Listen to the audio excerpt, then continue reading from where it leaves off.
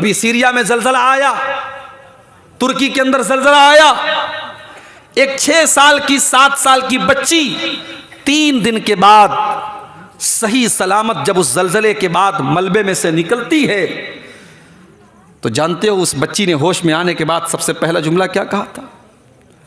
Media वालों ने नकल किया, अखबारों में छपा, सोशल मीडिया पर उसका वीडियो वायरल हुआ।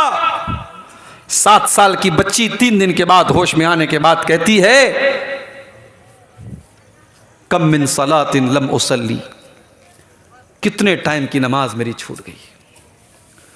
7 साल की बच्ची को यह एहसास हो रहा है कि मैं 3 दिन बेहोश थी, 3 दिन में मेरी कितनी नमाजें छूट गई। मेरे प्यारे साथियों, जिस घर में और जिस परिवार में माँ बाप नमाज पढ़ते हैं, बच्चे नमाज पढ़ते हैं, वहां का यह हाल होता है कि 7 साल की बच्ची भी होश में आने के बाद सबसे पहले नमाज की फिक्र करती है।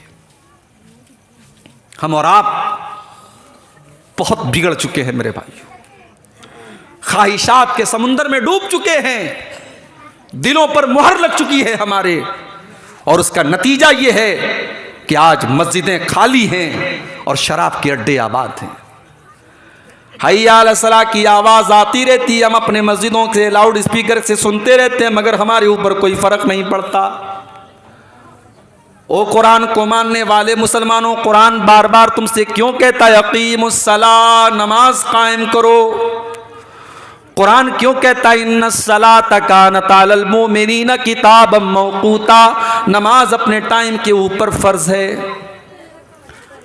कुरान क्यों कहता है कि जंग के हालात भी अगर हो, सामने दुश्मन से लड़ाई हो रही हो, वहां पर भी नमाज माफ नहीं है। आधे लोग नमाज पढ़ेंगे, आधे लोग दुश्मन का सामना करेंगे, जंग के मैदान में तरीका बदल जाएगा, मगर वहां पर भी नमाज आपको पढ़नी पड़ेगी।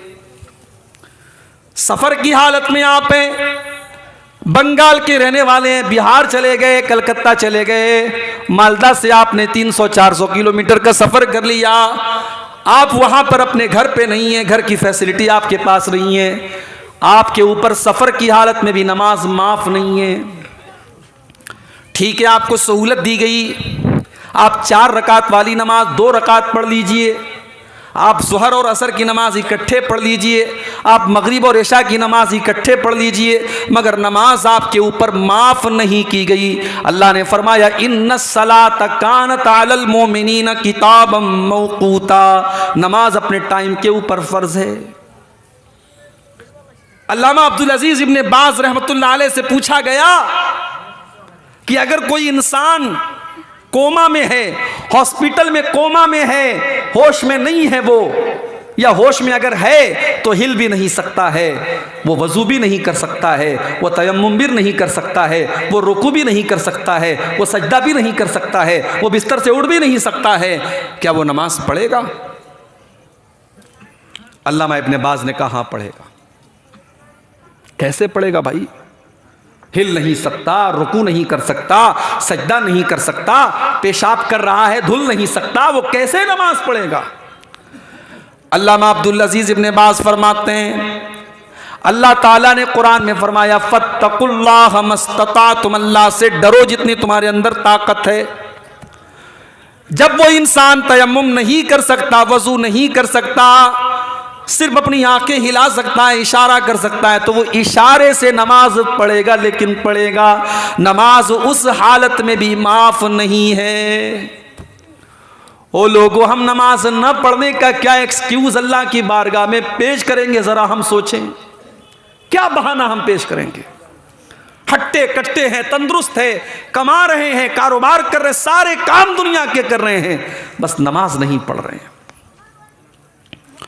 कुरान का 29वां पारा उठाइए, अल्लाह फरमाता है जब जन्नती जन्नत में चले जाएंगे, जहन्नमी जहन्नम में चले जाएंगे, तो जन्नती जहन्नमियों से सवाल करेंगे मा सलककुम फी सकर, ऐ जहन्नमियों तुम जहन्नम में कैसे पहुंच गए? जहन्नमी कहेंगे क़ालू लम नकु मिनल मुसल्लीन, हम नमाज नहीं पढ़ते थे। हम नमाज नहीं पढ़ते थे। वलम नकुनुतिमुल मिस्कीन, हम गरीबों को खाना नहीं खिलाते थे। वकुन्ना नखूसु मअल खाइजीन, और हम हंसी मजाक करने वालों के साथ, मौज मस्ती करने वालों के साथ मौज मस्ती किया करते थे। नमाज के टाइम बैठ करके मौज मस्ती कर रहे हैं अगर आप, तो ये जहन्नम में जाने की निशानी है मेरे प्यारे साथियों। अल्लाह के प्यारे नबी फरमाते हैं कि क़यामत के दिन पहला सवाल आपसे नमाज के बारे में किया जाएगा।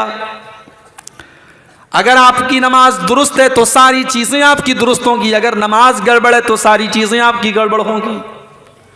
कलमा पढ़ने के बाद, तौहीद के बाद, ला इलाहा इल्लल्लाह और मुहम्मदुर रसूलुल्लाह कहने के बाद इस्लाम में अगर सबसे महत्वपूर्ण अगर कोई चीज है, सबसे इंपॉर्टेंट अगर कोई चीज है तो नमाज है मेरे भाइयों।